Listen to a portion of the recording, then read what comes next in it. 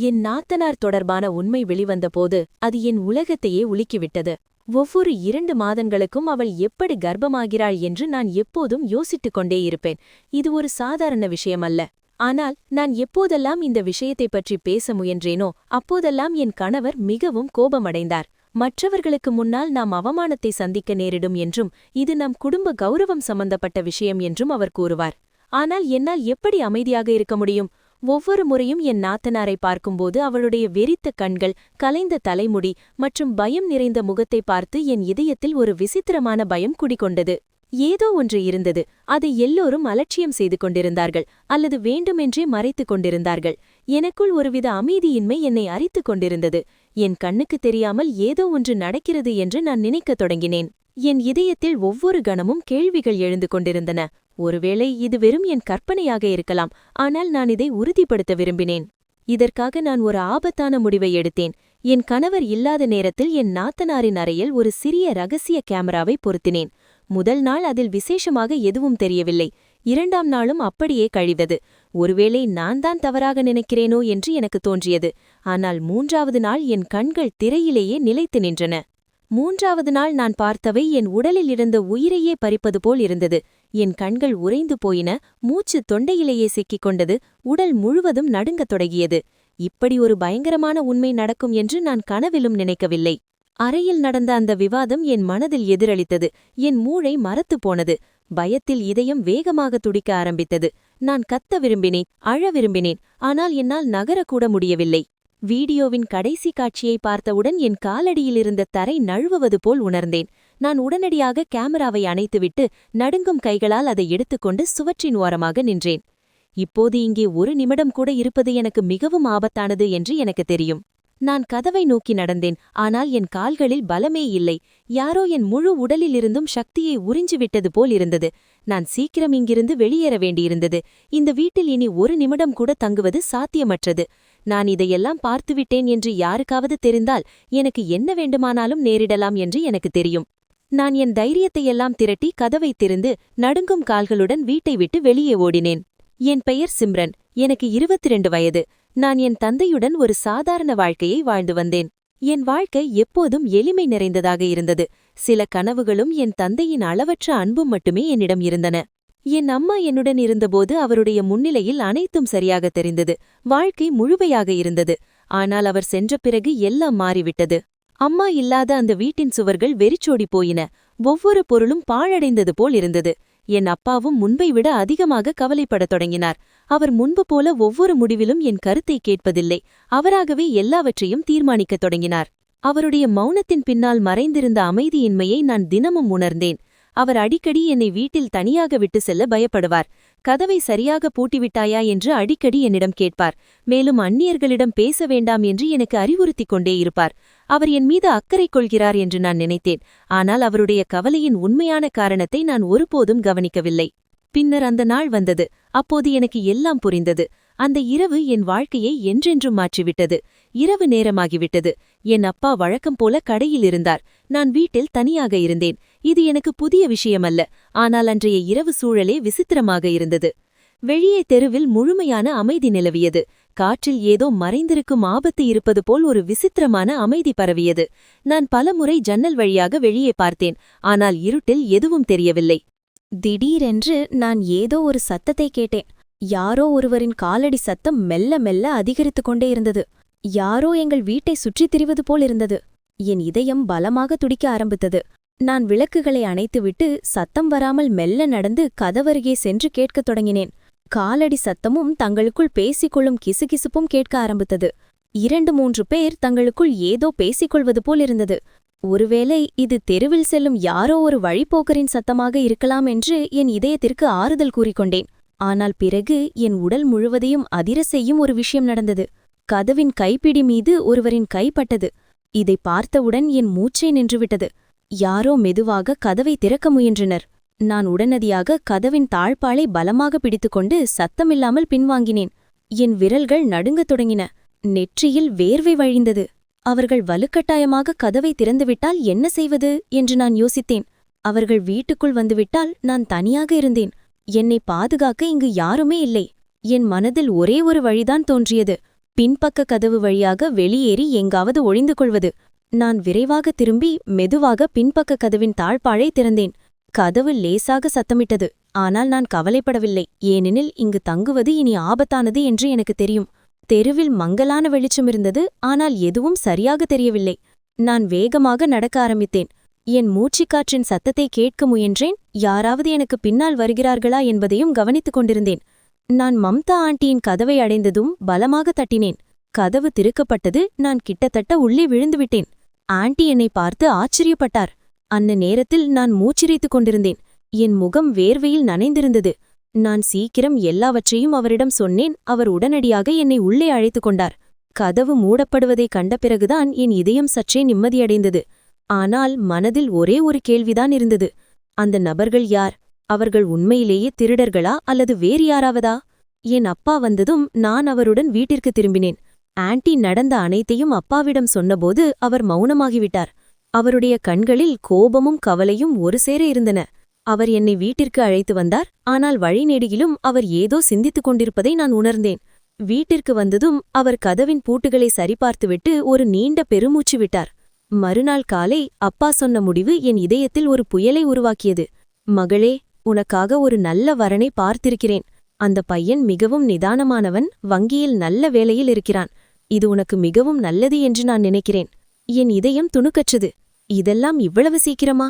நான் இனி இந்த வீட்டில் பாதுகாப்பாக இல்லை என்று அப்பா நினைக்கிறாரா? என் பாதுகாப்பிற்காக என்னை விரைவில் திருமணம் செய்து கொடுக்க விரும்புகிறாரா? அப்பா, இவ்வளவு சீக்கிரமா என்று நான் மெதுவான குரலில் கேட்டேன். இதெல்லாம் நான் தான் சொல்கிறேன் என்று என்னாலேயே நம்ப முடியவில்லை. அப்பா தன் நெஞ்சில் ஒரு பெரிய சுமை இருப்பது போல ஒரு நீண்ட பெருமூச்சு விட்டார்.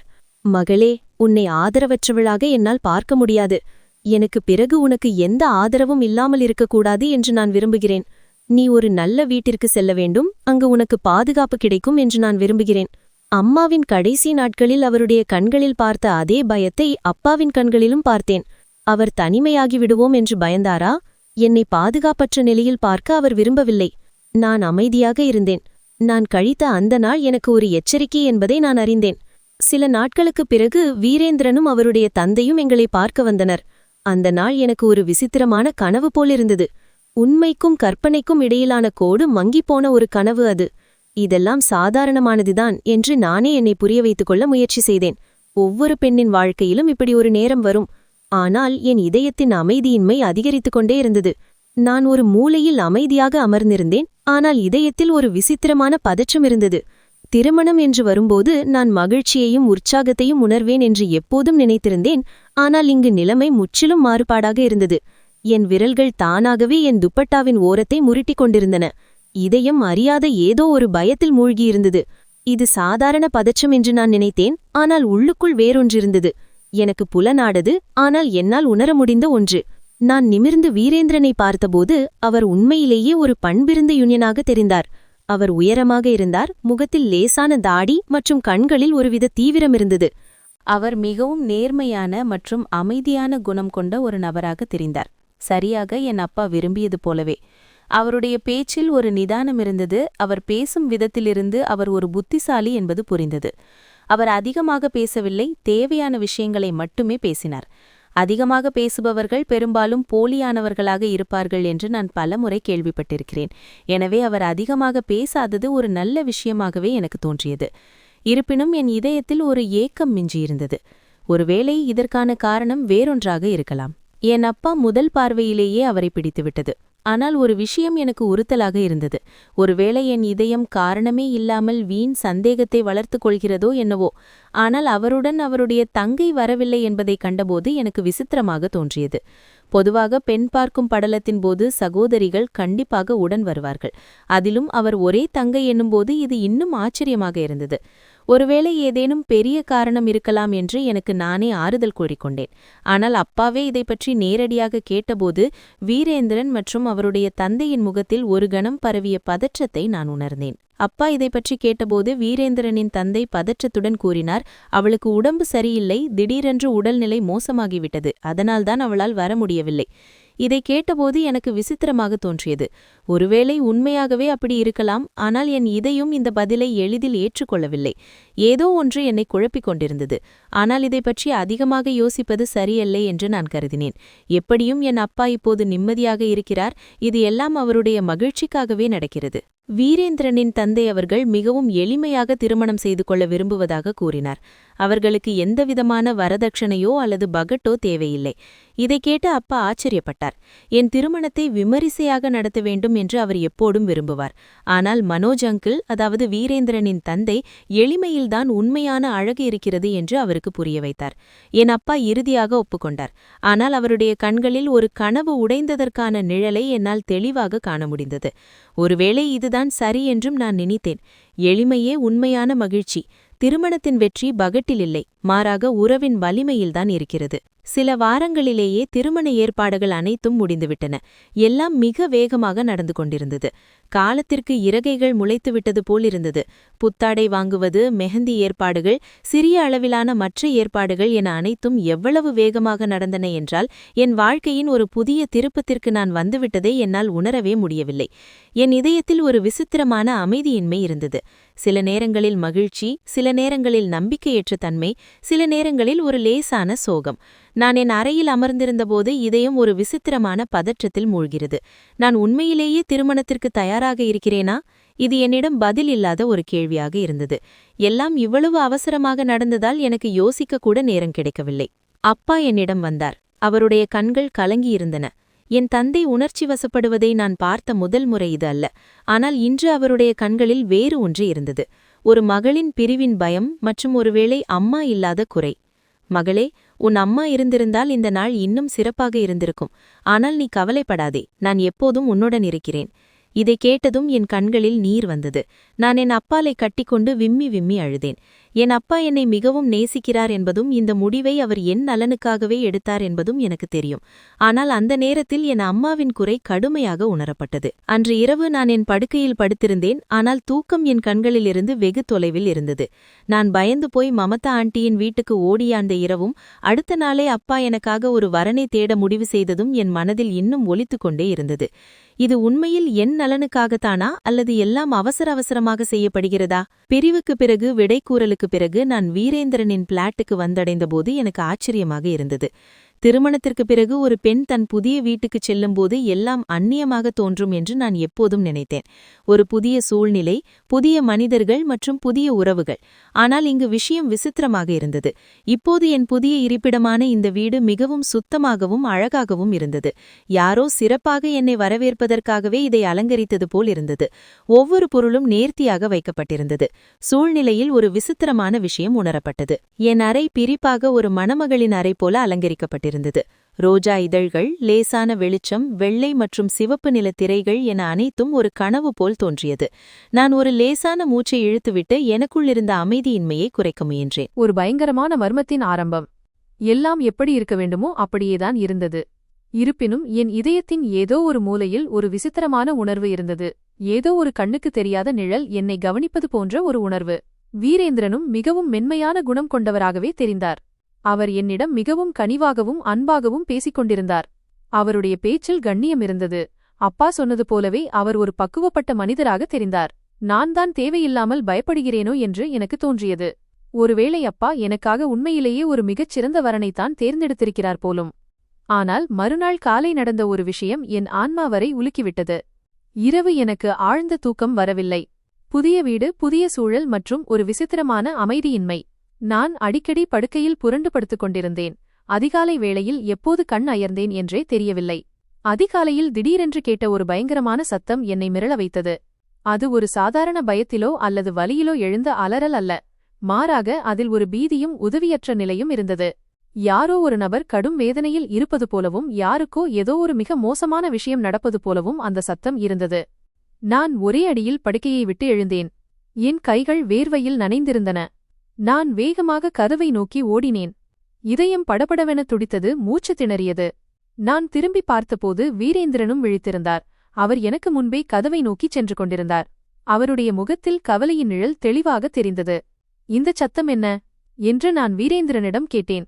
என் இதயத்தில் ஒரு அறியாத பயம் எழத் தொடங்கியது.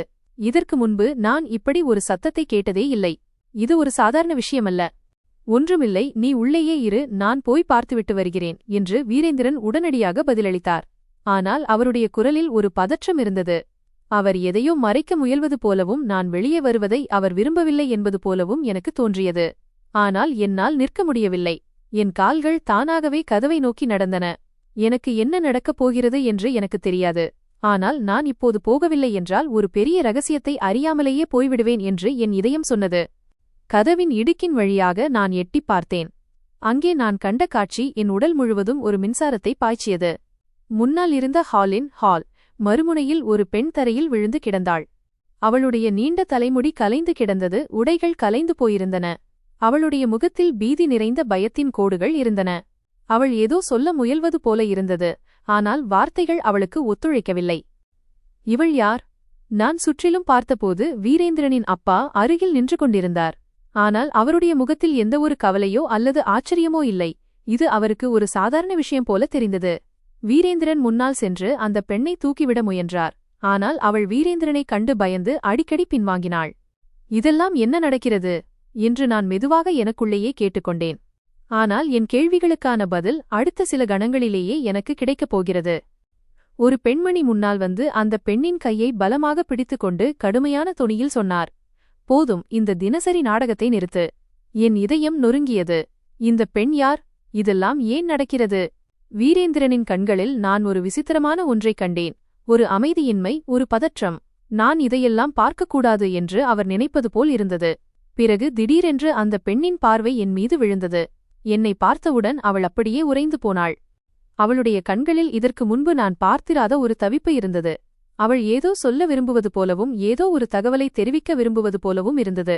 ஆனால் ஏதோ ஒரு பயம் அவளுடைய வார்த்தைகளை தடுத்தது. பிறகு அவள் கெஞ்சும் குரலில் ஒரு வாக்கியத்தைச் சொன்னாள்.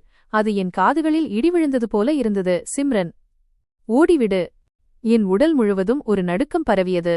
இவள் யார்? இவளுக்கு என் பெயர் எப்படி தெரியும்? என் இதயம் நடுங்கத் தொடங்கியது. நான் வீரேந்திரனை பார்த்தேன். அவருடைய முகம் முன்பைவிட மிக தீவிரமாக மாறியிருந்தது. நான் ஒரு வார்த்தை கூட பேசக்கூடாது என்று அவர் விரும்புவது போல் இருந்தது. இதெல்லாம் என்ன நடக்கிறது? என் திருமணமாகி ஒரே ஒரு நாள்தான் ஆகியிருந்தது. அதற்குள்ளேயே ஒரு பயங்கரமான ரகசியத்தில் நான் சிக்கிக்கொண்டேன். இப்போது நான் என்ன செய்ய வேண்டும் என்று எனக்கு புரியவில்லை.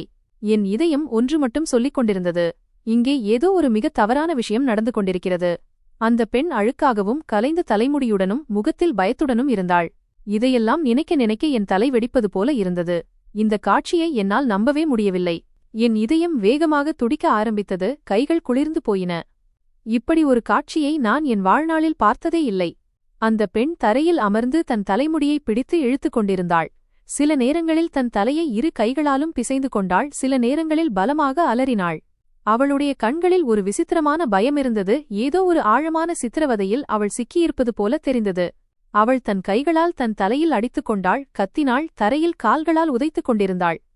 வீரேந்திரன் இதற்கு பழகிப்போனவர் போல முன்னால் சென்றார். இது அவருக்கு புதிய விஷயம் இல்லை என்பது போல தெரிந்தது. அவர் குனிந்து அவளுடைய தோள்களை பிடித்து மிகவும் கனிவாக புரிய வைக்க முயன்றார். ஆனால் அவள் அழுது கொண்டே பிடிவாதம் பிடித்தாள். நந்தினி, போதும். இதோ பார், எல்லாம் சரியாகிவிடும். உனக்கு ஒன்றுமாகாது, தயவுசெய்து அமைதியாக உட்கார் என்றார். நான் மிகவும் சிரமப்பட்டு தடுமாறும் காலடிகளுடன் அவளை நோக்கிச் சென்றேன். அவளை கட்டுப்படுத்த முயலும் வீரேந்திரனை பார்த்தேன். அவர் மிகவும் சோர்வாக தெரிந்தார். இதெல்லாம் அவருடைய வாழ்க்கையில் தினமும் நடப்பது போல இருந்தது. வீரேந்திரனின் தங்கை என்று சொல்லப்பட்ட அதே பெண்தான் இவள், நந்தினி.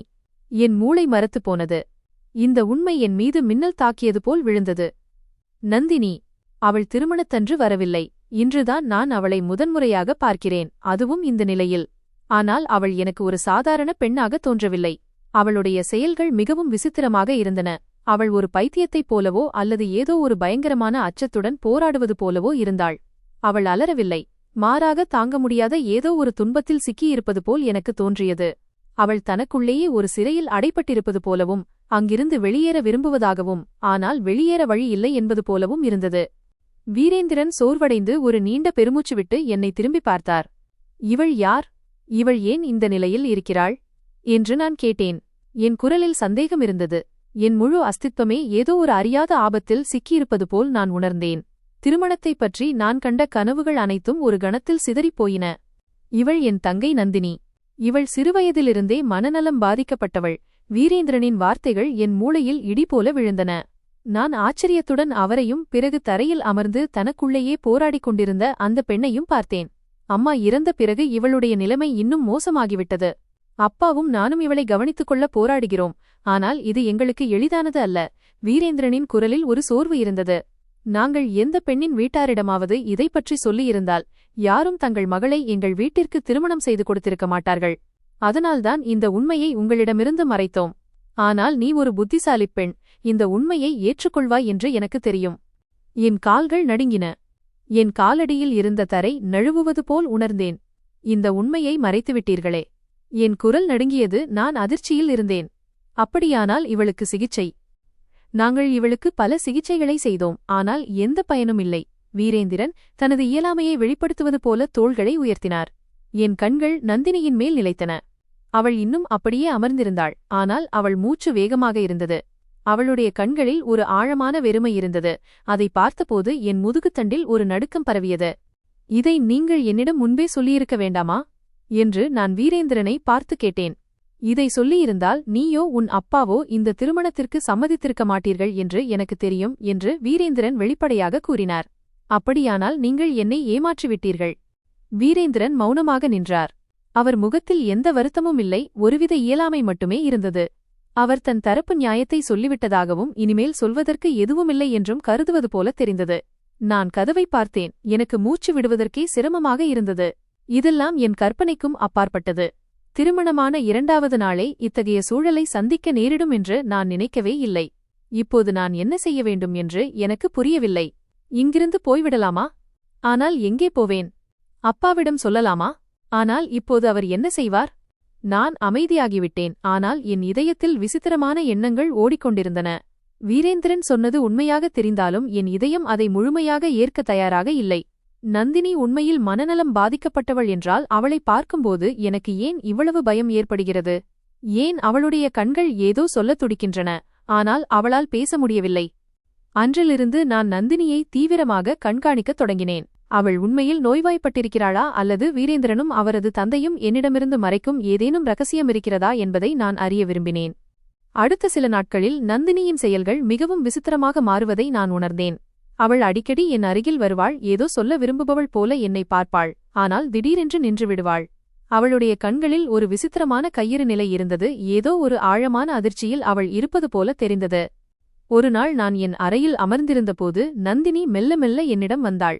அவளை பார்த்ததும் என் இதயத்தில் ஒரு அறியாத பயம் எழுந்தது.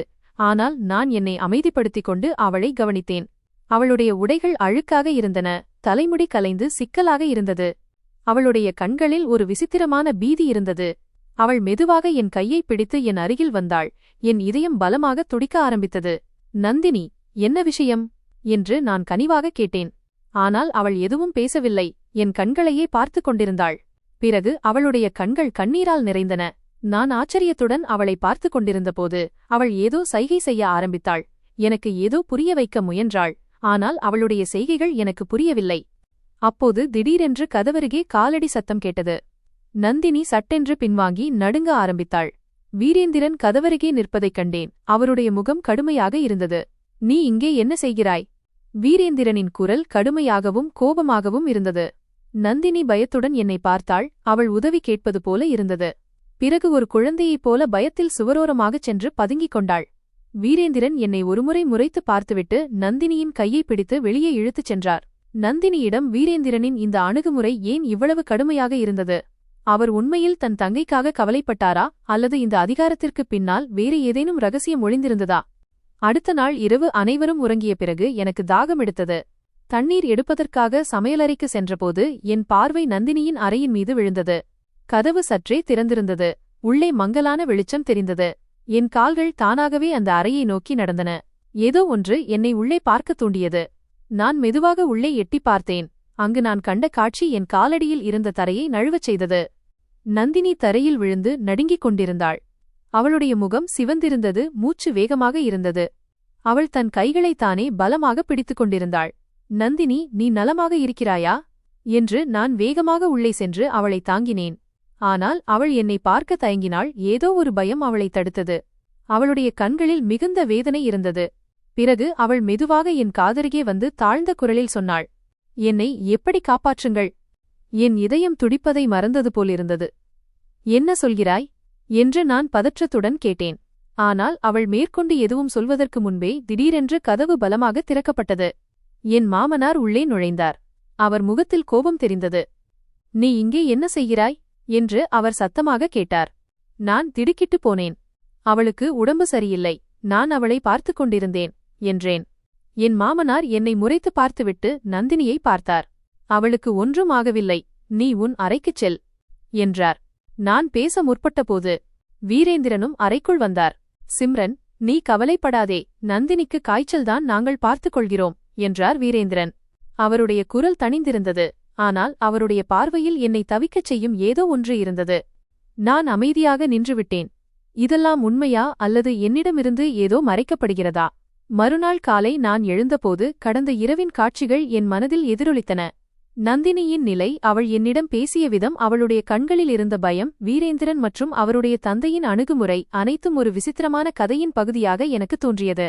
என்னை எப்படி காப்பாற்றுங்கள் என்ற அந்த வார்த்தைகள் மீண்டும் மீண்டும் என் மனதில் ஒலித்தன. உண்மையை அறியாமல் விடமாட்டேன் என்று நான் உறுதி பூண்டேன். மறுநாள் வீரேந்திரன் அலுவலகத்திற்கும் மாமனார் வெளியேயும் சென்றிருந்தபோது நான் சுனிதா ஆண்டியை அழைத்தேன். அவர் எப்போதாவது நந்தினியை கவனித்துக் கொள்வதற்காக வீட்டிற்கு வருவார். உண்மையை அறிய எனக்கு கிடைத்த ஒரே வாய்ப்பு இதுதான்.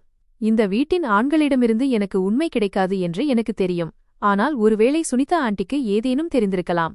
அவர் பல ஆண்டுகளாக இந்த வீட்டிற்கு வந்து கொண்டிருந்தார். அவருடைய முகத்தில் எப்போதும் ஒரு விசித்திரமான பயம் குடிகொண்டிருக்கும். ஆண்டி, நீங்கள் எவ்வளவு காலமாக இங்கே வருகிறீர்கள் என்று நான் கேட்டேன்.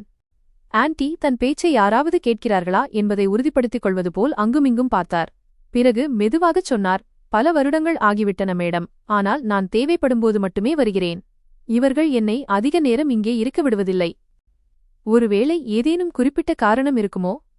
அவர் என்னை ஒரு ஆழமான பார்வையால் பார்த்தார். ஏதோ சொல்ல விரும்புவது போலவும் ஆனால் சொல்வதை தவிர்ப்பது போலவும் இருந்தது. மேடம், என்னால் அதிகம் சொல்ல முடியாது. ஆனால் இந்த வீடு சாதாரணமானது அல்ல.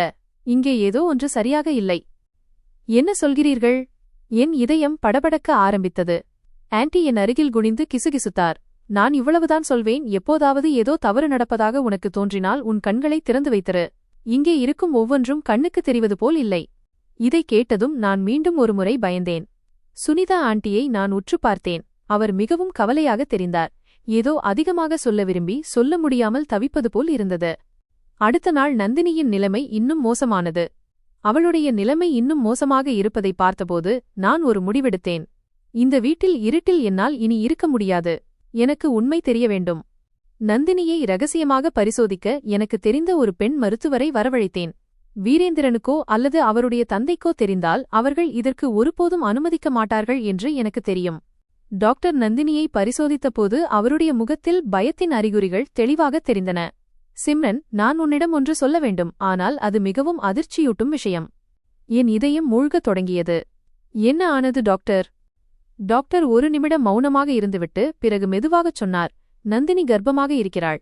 என் உடல் கல்லானது போல் ஆனது. என்ன? என் குரல் நடுங்கியது. டாக்டரின் பார்வை தீவிரமாக இருந்தது.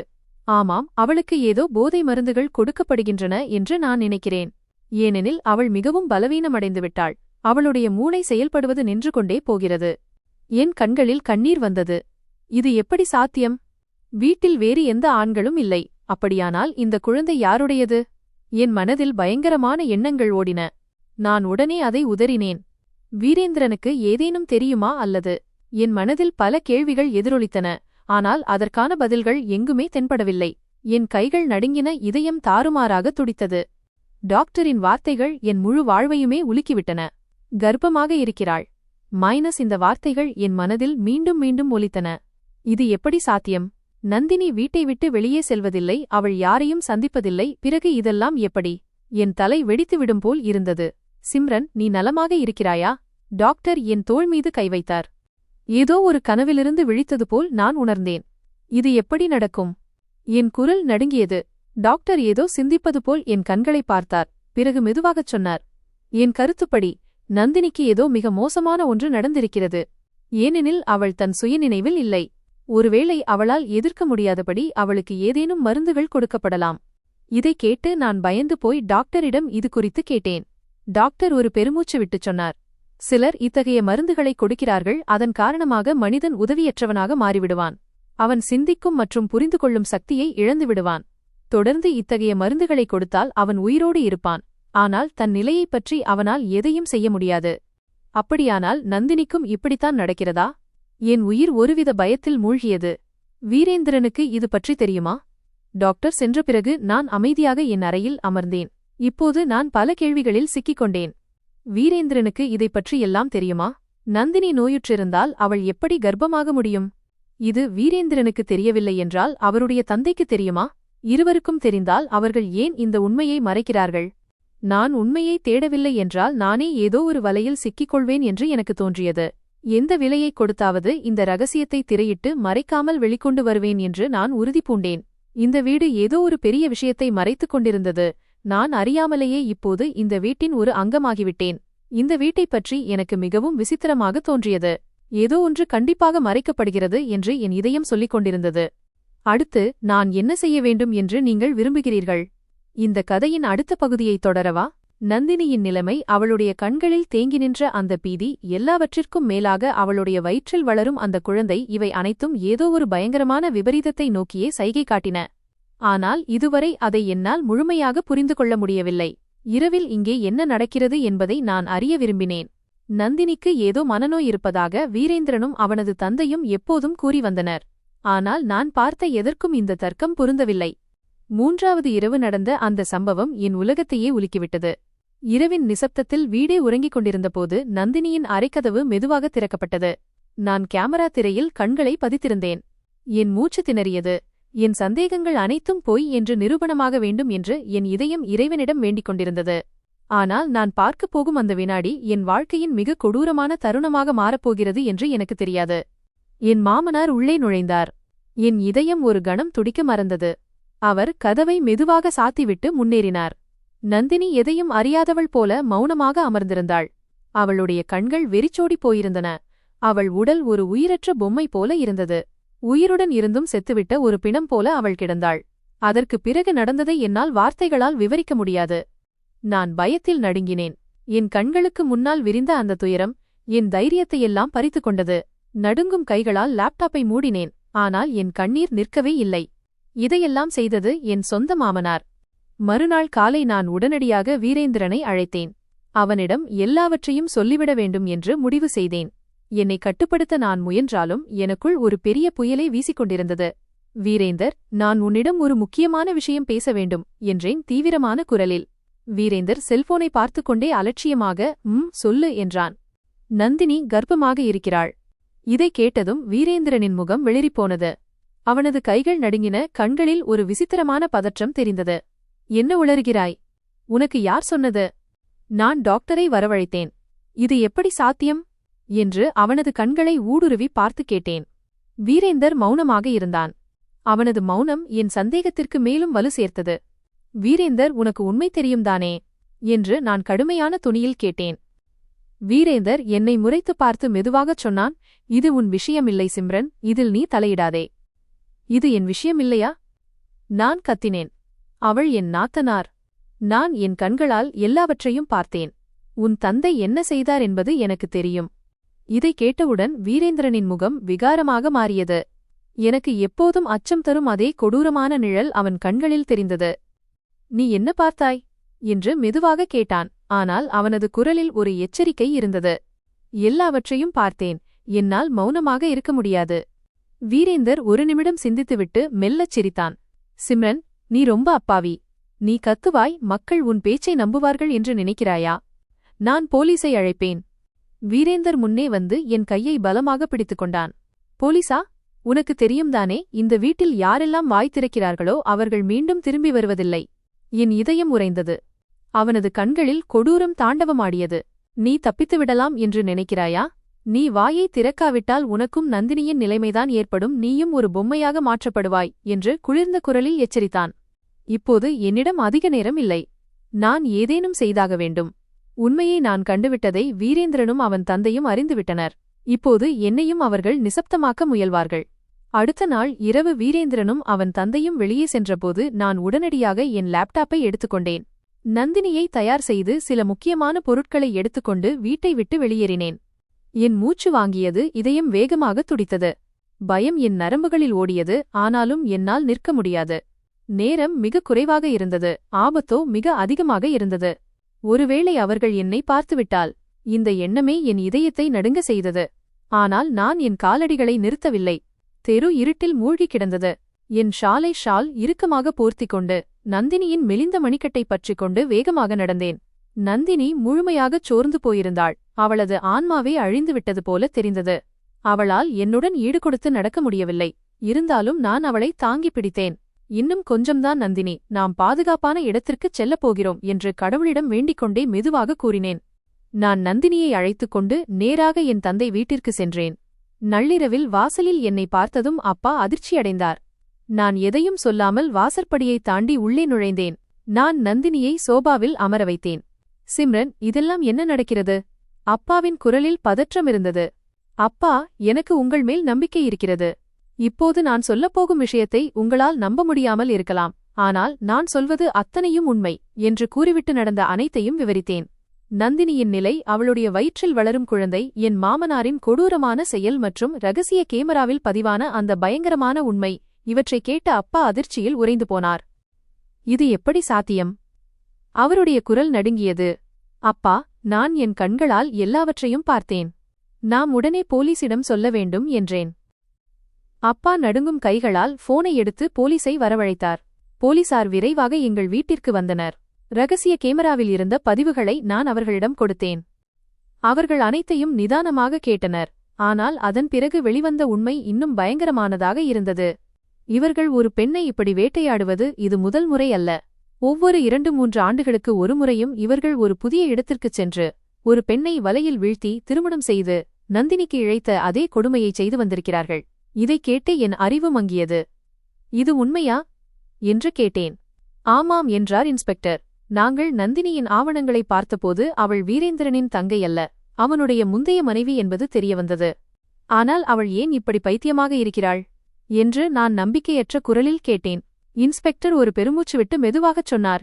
ஏனெனில் வீரேந்திரனும் அவனது தந்தையும் அவளுக்கு அதிகப்படியான போதை ஊசிகளை போட்டிருக்கிறார்கள். இந்த உண்மையை அவள் யாரிடமும் சொல்லிவிடக்கூடாது என்பதற்காகவே இப்படிச் செய்திருக்கிறார்கள். என் கண்களில் கண்ணீர் பெருகியது. இவர்கள் மனிதர்களே அல்ல, மிருகங்கள். இன்ஸ்பெக்டர் தொடர்ந்தார். சிம்ரன், நாங்கள் இந்த வழக்கை ஆழமாக விசாரிக்க வேண்டும். இவர்கள் இதற்கு முன்பும் பலமுறை இதையே செய்திருக்கிறார்கள் என்று நாங்கள் கருதுகிறோம். போலீசார் வீரேந்திரனையும் அவனது தந்தையையும் கைது செய்தனர். வீரேந்திரன் கைது செய்யப்பட்டபோது அவன் எவ்வித தயக்கமுமின்றி உண்மையை ஒப்புக்கொண்டான். ஆமாம், நான் தான் இதையெல்லாம் செய்தேன், மீண்டும் செய்யச் சொன்னாலும் செய்வேன் என்றான் திமிராக.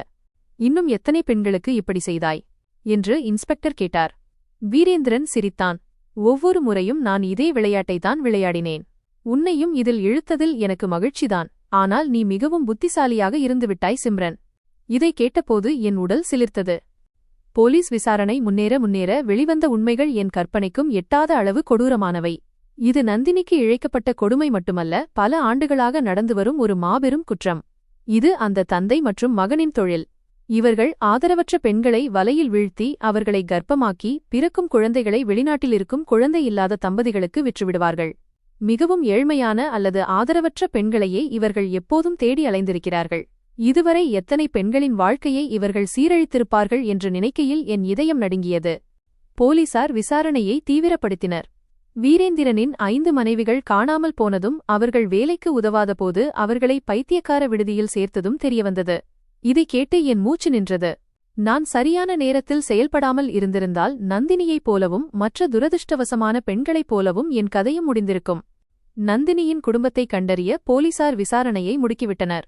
அந்த மிருகங்கள் எனக்கு இதுவரை எந்த தீங்கும் இழைக்கவில்லை என்பதற்காக என் அப்பா கடவுளுக்கு நன்றி கூறினார். நான் என் தந்தையுடன் அமர்ந்து யோசித்துக் கொண்டிருந்தேன். நான் மட்டும் மௌனமாக இருந்திருந்தால், நான் உண்மையை அறிய முயலவில்லை என்றால், நான் அவர்களுக்கு பயந்து போயிருந்தால், இன்று என் நிலை என்னவாகியிருக்கும்? ஆனால் மிகப்பெரிய கேள்வி என்னவென்றால், இந்த சங்கிலி தொடர் எப்போது தொடங்கியது? இன்னும் எத்தனை பெண்கள் அவர்கள் பிடியில் சிக்கியிருக்கிறார்கள்? வீரேந்திரனும் அவனது தந்தையும் பிடிபட்டதோடு இந்த விஷயம் முடிந்துவிடாது என்று எனக்கு தெரியும். இனி எந்த ஒரு அப்பாவி பெண்ணின் வாழ்க்கையும் அழியாதிருக்க அவர்களின் முழு நெட்வொர்க்கையும் நெட்வொர்க் போலீசார் கண்டுபிடிக்க வேண்டும். இந்த அநீதிக்கு எதிராக நான் குரல் கொடுப்பேன் என்று உறுதி பூண்டேன். வீரேந்திரன் போன்ற மிருகங்களின் வலையில் சிக்கியிருக்கும் அந்த ஆதரவற்ற பெண்களுக்காக நான் ஏதாவது செய்வேன். இது என் பழிவாங்கல் மட்டுமல்ல, யாருமே செவிசாய்க்காத அந்த அத்தனை பெண்களின் குரலுக்கான நீதி. பல வாரங்களாக போலீஸ் விசாரணை நீடித்தது. வழக்கு நீதிமன்றத்திற்கு சென்றது. வீரேந்திரனுக்கும் அவனது தந்தைக்கும் ஆயுள் தண்டனை விதிக்கப்பட்டது. நந்தினி மருத்துவமனையில் அனுமதிக்கப்பட்டாள். சில மாதங்களுக்குப் பிறகு அவளுடைய நிலைமை சீராகத் தொடங்கியது. அவள் பேச ஆரம்பித்தாள். தான் இழந்த வாழ்க்கையை மீண்டும் மீட்டெடுக்கும் முயற்சியைத் தொடங்கினாள். நான் என் வாழ்க்கையை ஒரு புதிய லட்சியத்துடன் வாழ முடிவு செய்தேன். குடும்ப வன்முறை மற்றும் கொடூரமான குற்றங்களால் பாதிக்கப்படும் பெண்களுக்கு உதவி செய்ய வேண்டுமென்று நான் தீர்மானித்தேன். ஒருவேளை நான் சுனிதா ஆண்டியின் அந்த எச்சரிக்கையை அலட்சியம் செய்திருந்தால், ஒருவேளை நான் அந்த ரகசிய கேமராவை பொருத்தாமல் இருந்திருந்தால், அல்லது வீரேந்திரனின் மிரட்டலுக்கு பயந்து மௌனமாக இருந்திருந்தால், இன்று நானும் ஏதோ ஒரு மனநலக் காப்பகத்தில் அடைக்கப்பட்டிருப்பேன் அல்லது கொல்லப்பட்டிருப்பேன். வாழ்க்கை நாம் பார்ப்பது போல் எப்போதும் எளிதானது அல்ல. சில நேரங்களில் நாம் எங்கே மிகவும் பாதுகாப்பாக உணர்கிறோமோ அங்கேதான் நமக்கான மிகப்பெரிய ஆபத்து மறைந்திருக்கும். நண்பர்களே, எப்போதும் அந்நியர்களை கண்மூடித்தனமாக நம்பாதீர்கள். இந்த கதை உங்களுக்கு பிடித்திருந்தால் கருத்துக்களை கண்டிப்பாக பகிருங்கள். இந்த வீடியோவை லைக் செய்யுங்கள் மற்றும் முடிந்தவரை அதிகமாக பகிருங்கள். நீங்கள் இந்த சேனலுக்கு புதியவர் என்றால் மறக்காமல் சப்ஸ்கிரைப் செய்யுங்கள். அடுத்தடுத்த பதிவுகளை உடனுக்குடன் பெற அறிவிப்பு மணியை நோட்டிஃபிகேஷன் பெல் அழுத்துங்கள். நன்றி.